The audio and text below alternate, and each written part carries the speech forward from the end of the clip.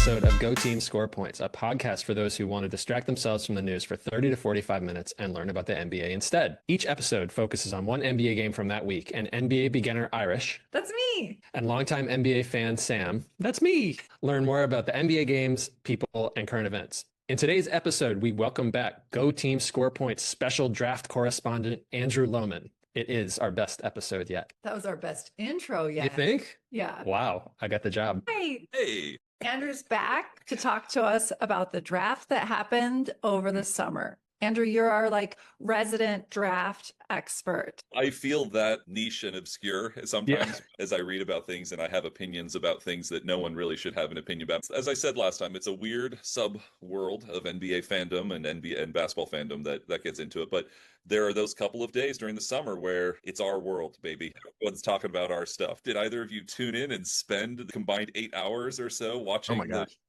Oh, I just saw highlights of it on TikTok. Some kids were disappointed about I can't remember who it was who's playing for the Jazz this year. Ace Bailey. Yeah, well, we can talk a lot about Ace Bailey, seeing as the Jazz are still kind of my NBA team, even though that's really hard to say out loud. So, and I heard there was more details to it, that he wasn't as spoiled as he looked. That maybe he was led to believe one thing, and then there was a switcheroo at the end. Yeah, I think there's lots of conversations that happen between teams and agents and players. Sometimes people think maybe there's a promise, and sometimes there is, and other times there's we're interested in you. But the whole narrative around Bailey was that he was trying to, make teams not draft him so that he could get to the destination that he would actually want to go to. And so he'd get to pick his destination. Once he had slipped past the first couple, then it was widely thought that perhaps the Nets are where he's trying to get to, because he played at Rutgers in New Jersey. And so this idea that, staying close to the New York area would be interesting. But no, the Jazz went ahead and said, no, you're the player we want, so we're just going to draft you because that's how it goes. And tough that you don't want to come here. So everyone, after the initial kind of story came out, everyone now has been trying to make it seem like it wasn't as big of a deal. As a fan, I will be optimistic that it will all turn out, but you had asked me if there's anyone who I'm worried about will be a bust, and unfortunately my team took him number 6, Ace Bailey. I'm really concerned about what kind of NBA player he's going to turn into.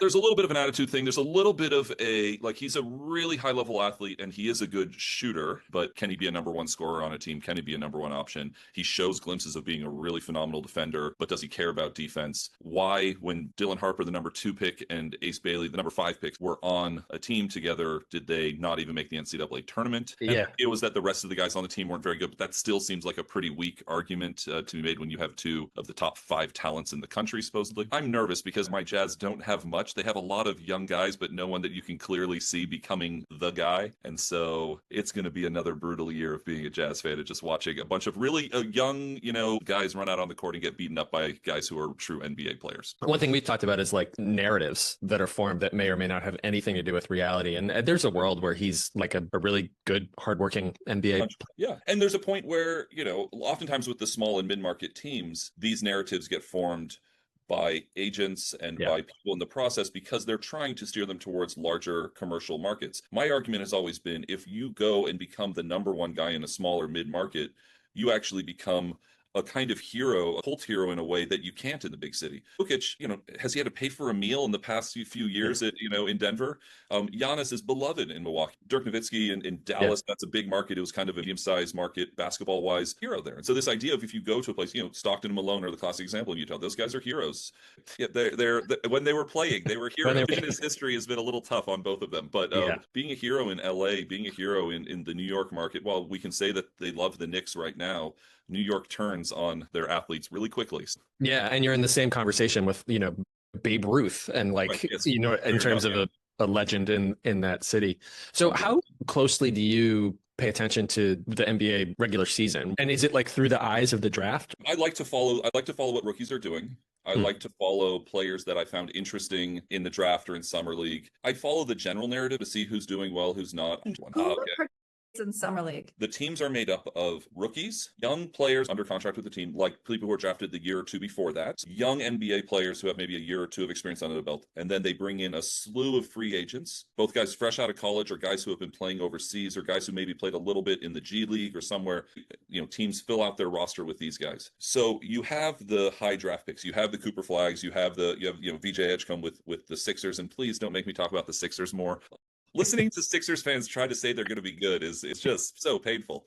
Guys like Con Knippel who's on the Hornets and things like that. Those guys are really fun to watch and to see them kind of step into this different basketball environment after watching them in college. But then you also get all of these other guys who you may have known from 2 years ago or 3 years ago in the NCAA tournament, or guys who have gone and scored 30 points a game in China and are now trying to come back to the NBA. And so you have this whole mix, and then you have players like Cooper Flagg. Like, I think you had mentioned it, after 2 games they shut him down because they were like, okay, great, he showed what he can do, we don't need him to get injured. So by the end of the summer league with a lot of these teams, it's like even the biggest basketball fans have never heard of the names of the guys on the floor. But these guys are working their butt off, because if they can make it to the main training camp and get one of those 15 roster spots, they're pretty much a guaranteed contract of $1 million. So the passion that's happening out there, just how seriously these guys are taking it, is really fun to see. The basketball's pretty sloppy. Oh, so sloppy, so terrible. So terrible. And a lot of, just kind of one-on-one, like, let me show what I'm going to do. So there are guys who like famously go out there and just like put up 20 shots in 15 minutes because they're like, I'm going to get my points because I'm going to show people I have this skill. And so that's where you also then get performances like guys shooting 3 for 21 or something like that from the field, which is just like, it's so terrible, but also kind of fun to sit back and watch. So do the players get paid, or at least like put up in a hotel? 100%. They get paid paltry amounts compared to the NBA. But if you compare their pay to a Dallas Cowboys cheerleader. Oh, well, now, don't Dallas Cowboy cheerleaders famously not get paid very much? Yes. Or is that okay? So I think they typically are on some sort of training camp salary or something like that for the free agents who are just coming in, who aren't signed to official contracts with the team. Off the top of my head, I don't remember how much that is, but it's in the thousands of dollars. But then you also get NBA per diem, which is good, and you also get the hotel and everything paid for, and you get so much swag. That's the other thing. Like, you have clothes for life if you're in an NBA summer league team. You got as many basketball shorts as you'd ever want to own. I think for a lot of these guys, even for the G League guys, they can make a third of what they're going to make in the G League. They could make playing for the summer league or just being on that roster. And then if you make the training camp, then you get paid when you're at training camp. So anytime you're with an NBA team in any capacity, you're going to be getting paid. So the training camp, is that specific? Summer league, you have a bunch of guys, because we've had some preseason games already happen, right? And so, like, I was looking at the Bucks. They had 20 players playing a game, which is just absurd for an NBA game, right? They had, or for just a basketball game in general. No roster should have. I don't even know how they had enough. I need to go back and find a clip of it to see how many guys are sitting on the bench. If they're sitting 3 rows back or 2 something. rows, yeah. They're like calling them out of the crowd or something to come down. Now the NBA roster needs to be at 15 by the start of the season, and there's a little bit of flexibility there with some like 2-way contracts and different things like that. But they had 20 guys, so that's what their training camp roster looks like, and they'll have to trim down probably 5 of those spots by opening day of the season. So a lot of guys, of course, the dream is to make the opening day roster and get that guaranteed contract for the year. But you can still make pretty decent money being along for the ride. And if you're on a roster, like I said, the goal is to use that to launch and get yourself more money potentially overseas in Europe or in China or something like that. So like the Nuggets would have guys who they probably aren't planning on having on their roster, but they may have one open spot. And so they're going to have 5 or 6 guys in there competing, and they're going to see, do we need an extra guard? Do we need like a 4th-string center just in case someone gets injured? And so they're going to use that. And then a lot of times teams will use those guys that they had train camp. They'll send them to the G League. They'll play in the G League, but they'll be the first guys they call back because they know, because it is team specific. So they know their plays, they know their system, they know how they do things. And they're familiar to those people. So it's almost an easier fit to come back in. And they do have 2-way contracts. You might know more about it than I do. Yeah. So a 2-way contract basically says that you can float between the G League and the NBA, and you're with that team. If you're not on a 2-way contract, then you're under contract with the G League team. And if you get called up to the NBA, then you get put on a 10-day contract, which is exactly what it sounds. It's you're on at the end of 10 days, it's over. You go back to the G League team. So the 2-way contract is kind of, I think that pay is in the $300,000 or $400,000 range, paltry sums of money. That's what happened to the Sixers at the end of the season last year, right? They did a 10-day contract with like 2 people because so many of the players were injured. When you're a team having to go to 10-day contracts, you're getting worried about how your season's going. You're the Sixers. This season. This season, hey, I'll have to have a separate conversation with Anthony just to hear how he's truly feeling, because the optimism strong there. It was adorable. But you saw that Jared McCain got injured again, right? It was like the day after we talked to Anthony. Well, and I thought it was so funny because you had talked about the nail polish, that he's doing, and it ironically is his finger that he had to have surgery on. So, oh, interesting. I hope his fingers are insured now that he's sponsoring a nail polish company. Yeah. I'm sure he had a lot of financial riding on that. So give me a Cooper Flagg take. What are you thinking? He's phenomenal. He really is. And this is not, in full disclosure, My daughter goes to Duke. My wife went to Duke. Many members of her family have also gone to Duke. I live 30 minutes away from Duke, and so I went to a couple of games. But cool about Cooper Flagg is that he doesn't need to score 25 points to make a huge impact in a game. And that's something that a lot of players don't have at the beginning of their time in the NBA. A lot of guys coming out of college are used to being the man. And so the way that you're the man is you're the one who has the ball in your hand and is scoring so much. And so it is scoring the points. He can score, but he's a great passer. For his size, he dribbles really well. He's an incredible defender. And so the Mavericks really can build around him in a really interesting way, because you don't have to go and get like one type of player to put around him in the future. You're going to be able to say, okay, if we can get this player, and so Cooper's going to do more of this. So there aren't many players like that in the NBA. You know, LeBron at his best absolutely was like that. There's talk that Wembanyama can potentially be a little bit like that as well with just his athleticism, but with his height, you're always going to want him trying to block shots and things like that. As much as we love Tatum still isn't, he's not quite naturally there. You know, he's not naturally there. He can do a lot of these things. He's not naturally someone who you can put the ball in his hand and say, hey, play point guard for a little bit and be a distributor, not just the main scorer. And so Cooper Flagg, it's going to be really fun to watch. I hope that the players that they do have healthy can stay healthy, so that he doesn't have to just turn into being the one guy who's trying to score, because that's not the natural version of him. So yeah. So I'm excited to see what he does. So was the Ace Bailey pick the most surprising thing to you in the draft this year? No. I patted myself on the back just a little bit when I had told you guys someone to keep an eye out on was, and we'll say his name 3 different ways because people can't quite figure out how to say it. It's either Yang Hansen or Hansen Yang or Hansen Yang. He went number 16 overall to the Trailblazers, and people lost their minds. Yeah. Right, in Chinese. And so the reason why no one can figure out, people are very confused as to whether his name is Hansen as an American name, it's like a European, or if it's like Hansen, like a Chinese name last. And so people were like, we knew that he had been rising, but what in the world are the Trailblazers doing, picking him 16th overall? They're terrible. They should get a player who can impact now. He had a great showing in the summer league, showed some really fun flashes of, he makes some fun passes and had some nice moves. And viewership in China for those games was off the charts. So who is China watching in the NBA right now? They'll still watch the Rockets because there's huge Rocket fandom there because of the Yao years, but they're going to be a bunch of Trailblazer fans now because they picked this kid. So anytime he's on the court, you're going to have all of this viewership. Yep. And so the other ones were, there were some people who dropped a little bit. There were some people who went up a little bit. There were some guys who had to wait around to the second. People were a little bit like, how are they still on the board? But that happened. Do you know the difference if you get drafted day 1, day 2? Like, what is there like a day 1 is a guaranteed contract. If you're in the first round, you get a guaranteed contract. It's on a sliding scale. So, first pick gets paid the most and it slides all the way down to the 30th pick. Day 2 are non-guaranteed contracts. There is a salary scale that's attached to it that there are guidelines for what teams should pay. But the difference between 30 and 31 is that pick 30, you're guaranteed to have an NBA contract. Pick 31, it's up in the air. So that's why there's so much of a premium on that day 1, because it's a guarantee. Now, the nice thing about day 2 for some players is there's a little bit more flexibility. So you can sign a longer contract. Some guys would rather go to a good team at the top of round 2 than they would to the wrong team at the end of round 1, just because of playing time and things like that. And then also what that can do for your career. Yep. So, but then round 2, a really interesting mix of guys getting drafted. You'll see veteran guys from college, like guys who have played 4 or 5 years in college, getting drafted because teams are looking for just kind of rock solid contributors. Or you see them taking complete swing on a guy to say like, hey, it's a non-guaranteed contract. We don't have to pay him as much, but we own his rights now if we take him. And so they'll take some guys who are just the big 7'4" Australian guy. I think the Timberwolves, I think, selected him. And it's like, well, let's see what the 7'4" guy can do. We'll pay him peanuts by NBA standards. You'll see that. Would you take the field or would you take Cooper Flagg for Rookie of the Year? Cooper Flagg. Yeah.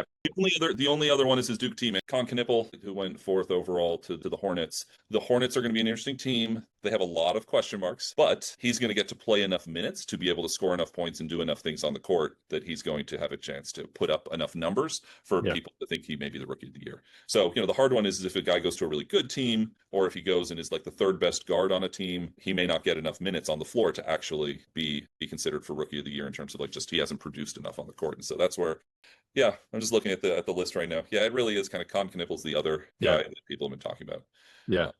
So what do you see like as other big impact guys as you look through the first round, like other? And so big impact is both a combination of the player, but also a combination of the situation that they're going to, right? And Miami has lost all 3 of their preseason games, but I need to look at his name so I get it 80% correct. It's Kasparas Yakuchonis.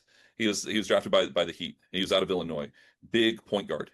Now, the Heat are a system-based team where they bring in certain types of players to come and fit into their system. They have the Heat culture, which is a big thing that they believe in. And Eric Spoelstra is this excellent coach who's just about who the rumors are he's going to be named the Team USA coach, you know.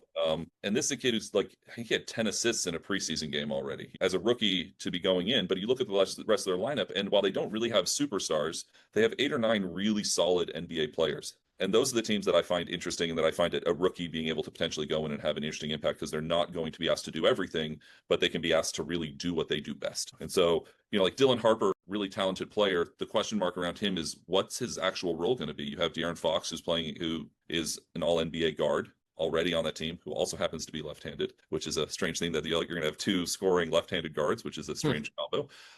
You have all of these other guys who have established roles and who are starting to establish themselves as NBA players, including Wembanyama. And so the question is, like, what exactly is Harper supposed to be doing there? The other guy they drafted, Carter Bryant, is this hyper athletic, very unpolished player, but they're saying, well, actually, he has a chance to do some interesting things with the Spurs because he can just go play incredible lockdown defense and not have to worry about scoring because they have all these other options. So yeah, it's interesting to see those guys. The ones that I'm most interested in as well, like, and not to keep bringing up Duke guys, but Duke had a really interesting draft. The Hornets also took a guy called Sion James. He's built like a linebacker. He's like, this guy's just so buff. Also, you'll be interested to know, 4.0 GPA from both Tulane and Duke. So highly intelligent, highly mature guy who is physically ready to compete on day one. And so those are the kind of guys that come in and actually have good rookie years because the physicality of the NBA doesn't overwhelm them. Then you also have Tyrese Proctor, who's another guy who spent 3 years at Duke, who's on Cleveland. And Cleveland, because of salary cap reasons, had to have a couple of guys left Cleveland. They had to make some decisions around salary cap. And so he's going to have a chance to play immediate minutes. And he is already doing some good things in the preseason, because if you've played college basketball for 3 or 4 years, you're much more ready to compete than you are if you've just had that 1 year for most players. Yeah, we're pro education on this podcast. I want to get on the record. Yeah. People stay in school. Yes, good. Okay. Who's going to be a bust? New Orleans took 2 very controversial guys. One of them, Fears, is a point guard who is really young. Like, I think will start his NBA career either just having turned 19 or maybe not even quite there yet. So like super young. And point guard is the hardest position to learn in the game of basketball. It's the hardest position to play in the NBA because the quality of point guards in the NBA right now is so high that you're going up against just phenomenal players night after night. And then they got this guy, Derek Queen, out of Maryland, who they made a really ill-advised trade with the Hawks for, where they gave up an unprotected pick for next year. And New Orleans is going to be terrible, so they could have got a really good pick next year. New Orleans could be terrible. We'll see if Zion Williamson comes back like Luka in the best shape ever, but there's no real hope for that. But yeah, so Derek Queen is another guy who's like, good scorer, but you can't quite figure out what he's going to be in the NBA. And so New Orleans took 2 very big head scratchers. And then the Nets had 5 first-round draft picks, which is just stupid. Yeah. And everyone thought, oh, they're going to package them and trade them. But now they took 5 guys, and all 5 of the guys pretty much have redundant skill sets. So there's also this conversation that actually, is this genius? Are you getting 5 guys? And so it's like 5 just darts thrown at the board, and one of them's going to hit, and you can let the other 4 go away. And that's how we're doing it. So anyway, it'll be interesting to see. The Nets are going to be terrible. Michael Porter Jr. is not the savior of a franchise, quite the opposite. But now they have all of these rookie kind of wing guard, big guards. And so everyone's like, we have no idea what that's going to look like or why you would even try that. So yeah, the NBA draft is so, we didn't ask you to get any numbers together or anything, but like the odds of hitting are like really low. And outside of the top 5, 3 picks, 5 picks, they're like really low. I think the dream is that every year you're going to find that all-world player. You're going to find Giannis, right, down in the middle of the first round. And look at what we did. But statistically, it's not going to happen. Try to draft someone who can be a starter for a few years with your team. If you did that every year, you'd be the best drafting team in the NBA. Yeah. But, the only team that seems to be able to do that are the Oklahoma City Thunder. Right. And for the second straight year, their first round pick has gone out with a knee injury. And I think it's actually I think they have a scheme going on or something, because the best thing about it is, no, the guy takes a year off, is in the NBA weight room for a year, is around an NBA team, practicing with NBA coaches, doing nothing but playing basketball while he's recovering. And they come back and they're awesome. While the Thunder just won the championship, and they have a top 10 pick who spent the last year just working out in their facility and rehabbing, who's now ready to play. So like theoretically, they just added another great player a year ago. So, you think they're snipping ACLs and thankfully this is not a big enough platform for anyone to come at us, right? So there's a part of me that thinks that I'm like, can we just lie and say someone got an injury and just shelve them for a year and instead teach them all the things you want? they have a big center coming in, and some of their contracts are going to be running out at the end of the season. And so this guy's going to be able to come in after, spending a year with their weight training staff and everything and be ready to go. So yeah, I didn't mention him because fifth Duke guy, Amon Malawach, who was drafted 10th overall by the Suns, he's already put on 25 pounds since being drafted. And this is not 25 pounds that like I can put on in a month's time. This is 25 pounds of like pure muscle. This guy is jacked now. And last year he was this like long, skinny 7'2" guy. And now you see, and he's just like, this guy's just bulked up. And what that is, you're an NBA nutritionist, NBA weight training staff, and you're in there doing the work. And that's what you're doing. That's your full-time job now. And I think that's one of the points that I wanted to make about Summer League. One of the really interesting things to watch these guys who are a year or two into their career just dominate Summer League. Like he's not hyper athletic. But he's like really skilled basketball player, but can't really make it consistently in the NBA just because he's not quite quick enough, not quite dynamic of an athlete. And here he comes in, and in the Summer League, he's like scoring 30 points in a game and just like crafty veteran moves. He's only a year or two removed from college, but the difference of being a full-time basketball player is just night and day. Yeah, so, and seeing the speed every day, and that's pretty fun. So what did we miss? What other takes do you have down there from this year's draft? I think we've covered most of it. There were lots of trades. There was lots of like moving around of picks because, as you've talked about, the NBA salary cap has been just doing some really weird things to player movement in the NBA, and it restricts it a little bit because of all these rules. So teams are trying to figure out the new value of draft picks. Yeah. And I think there are teams that are hoarding them, and there are teams that are trying to get rid of them to get players now to get better now. And so I think there was a lot more movement on the day of just but weird movement, like 1 first-round pick this year for 2 next year, and just kind of little things like that happening that was a different field than previous years. Usually it was like, here's the trade, but this time it was like little trade.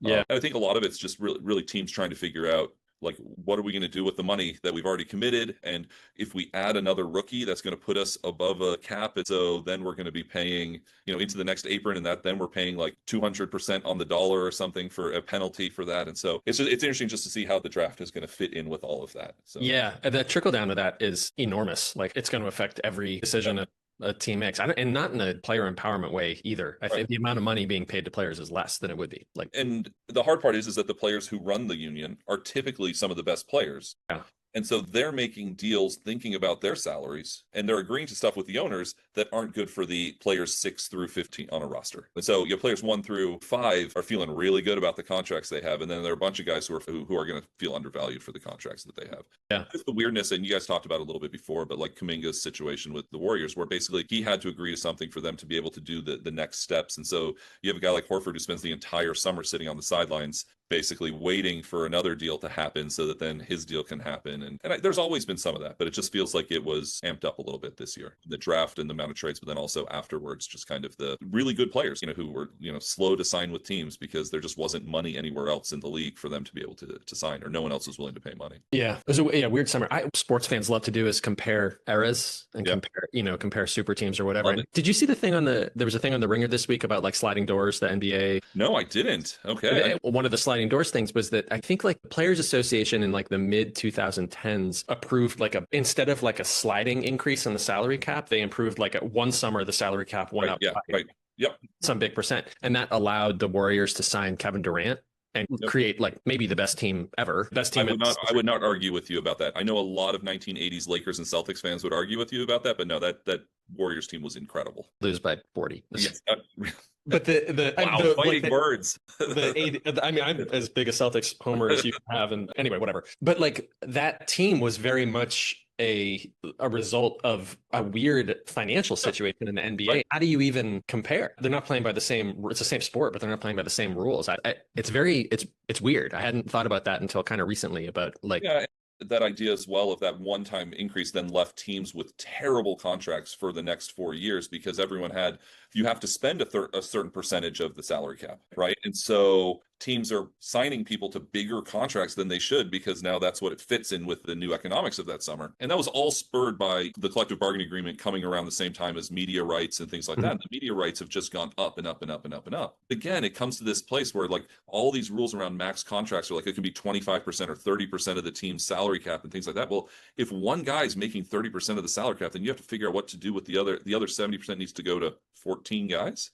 So then what happens when two guys are making the max and 60% is going to these two guys? And that's one where like the Thunder have done a really interesting job this year with signing Chet and Jalen Williams to extensions that are kind of max extensions, but they're, as weird as it sounds, smart max extensions, which don't have like there aren't the incentives based things where it's like if you do this then your salary will go up and everything. It's just they're just flat amounts. And to their credit, Williams and Holmgren both looked at it and said like, yeah, I'll sign that. I'll get to play on this team. Yeah, great. Yeah. You know, they want to play with Shea as long as possible. So they've made that smart play. And actually, Oklahoma City, it's not Thunder. What a great example of a medium-sized market team where those guys are heroes, you know? Like Oklahoma City, like how cool is it to, you know, so for some reason it's cool to go to Oklahoma City right now, but like you get drafted by the Jazz and it's like, I can't believe I have to go there. So that's a little bit of the Rocky Mountains are so much better than the Midwest. Come on. So anyway, it's just really interesting watching the NBA and so many of the things that, you know, we grew up thinking about how NBA teams, you know, how you make teams and stuff like that have to change now because it's the new economics of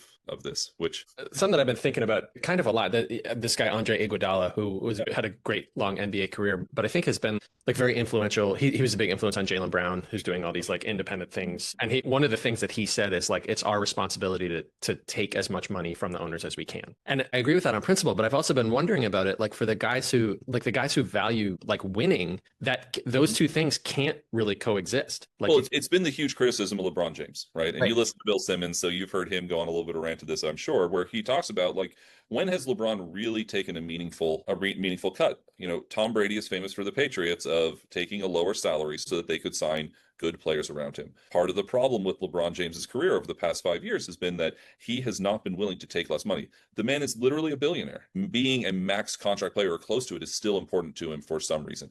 And perhaps it's because, and I don't fault you for this, if you can make the money, if you deserve the money, get the money. But the hard part about that is then the team can't pay under these rules, can't pay the other guys enough to get them to want to come. So I would like to think that if I was in the position, I would be like, I want to win. I will take less, you know, $15 million a year is enough for me. You know, I don't need 28, you know, I could take 15 and I'll earn back that other amount through smart investments and other things over the years. And a Hennessy brand deal. Right. And a Hennessy brand deal. If you can get a Hennessy brand deal, you know, that's got to be worth $1 million or more. You know, so take a little bit less in salary. But, you know, LeBron James has just never done this. And so he's going to finish his career probably not winning titles because they can't put more players around. Yeah. So it is interesting just to watch. And the Celtics made their huge moves this summer, knowing that they weren't going to be competitive for a championship. So the economics just didn't make sense if you weren't going to be competing for the championship.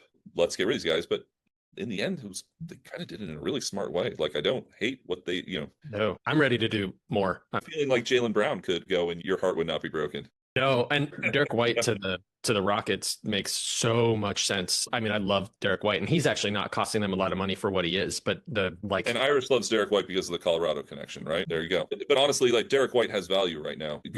Send him out and get future value. The Rockets somehow have tons of that. It'll be interesting. Do you have anything else, Irish? That's kind of what I was. I want to know what your picks are for the NBA this year.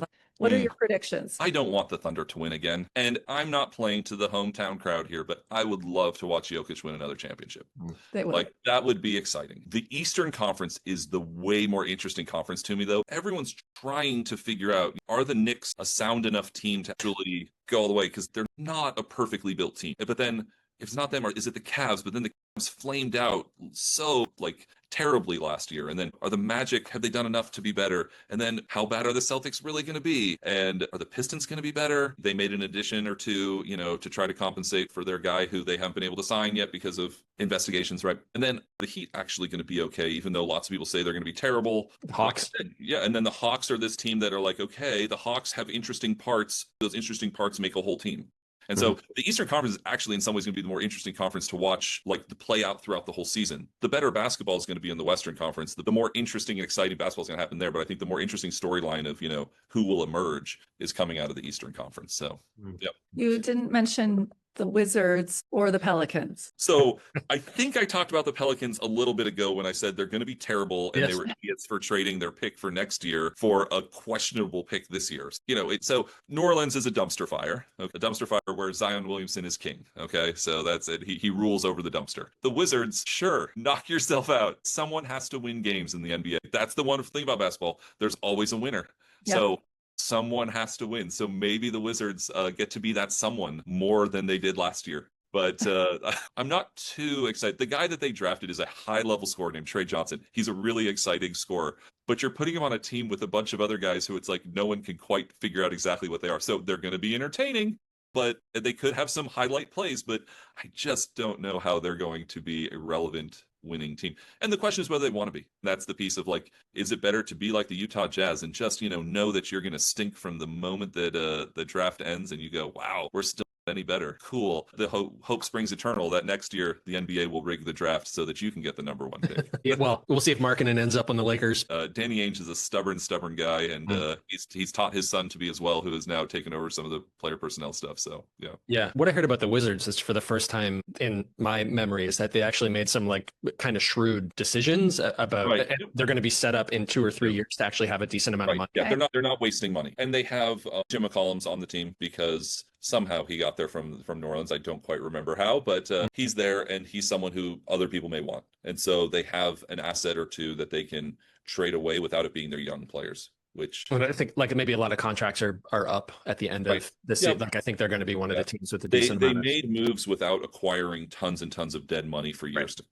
Which in the past, they picked up the phone to call the Wizards to say, hey, do you want to get a player who was relevant 2 years ago and we're still paying him like he was the player 2 years ago? Do you want him? And the Wizards would be like, yes, bring him on. That's a name we want on our team. And so they've paid a lot of money to very below average NBA players for a long time. So yeah. So sorry, I don't spend enough time talking about the Wizards and the Pelicans. I'm sorry. That's a deep cut, Irish. She's a loyal fan, a true fan. To watch the Wizards, go from the bottom to the top over the next 10 years of her basketball fandom. Yeah. There you go. So you're starting at ground zero with them. I see it. Okay. Yep. Well, I think that this second apron thing will actually do what they said it's going to do. I don't know if it was their true intention, but like small market teams, I think are going to like there's not going to be such a thing as even the Thunder are like this is going to run out, whether it's in a year or two or injury luck or whatever. But that like people are going to have a chance to get good quickly because teams will not be able to stay good for that long. Yeah. Yeah, absolutely. And that idea of parity is the dream for the NBA, right? The NBA, while they want a strong team with strong players, they want every game to be a competitive game because that sells seats. And right now, when the Pelicans and the Wizards play, there are some very cheap tickets that are being sold to school groups and things like that to try to fill the stands. Yeah, the Pelicans would like to welcome the 6th Baptist Church. Right, exactly. That's the piece that I think is interesting about it is, are we going to get to a place where you're going to have a lot more 30 to 50 win teams and not have those teams winning up into the 60 games and not having those teams down in the 15? That would be the NBA's dream, I think, to get the parity in that way. I wish there was a way to recognize like good team building. That bums me out that there isn't an advantage for growing these guys in-house, but I don't know. Yeah, but the argument against it is baseball, and while I'm a Yankees fan, and so we would say that the Yankees try to do this, the Dodgers are the ones who actually do it well, which is just they just buy every good player on the market and build a super team and do it through all sorts of weird ways that no one knew were allowed, and right. And so you don't necessarily want that extreme in the NBA either, where people are good team building is just I have deeper pockets than you, and so okay. Thanks for talking basketball with me. It's so much fun. Well, thanks for having me. We'll see you later. Thanks so Andrew. Much. Bye now. Bye. Did we do it? I think we did it. Good job. Good job. Thank you for listening to Go Team Score Points. A huge thank you to Andrew for being our special guest today. Today's episode was edited by Irish. You can reach us at goteamscorepoints@gmail.com. Next week, Irish will be taking a look at what the Nuggets did over the summer, and I will be looking into what the Celtics did over the summer. And the week after that, the season starts. See you next week.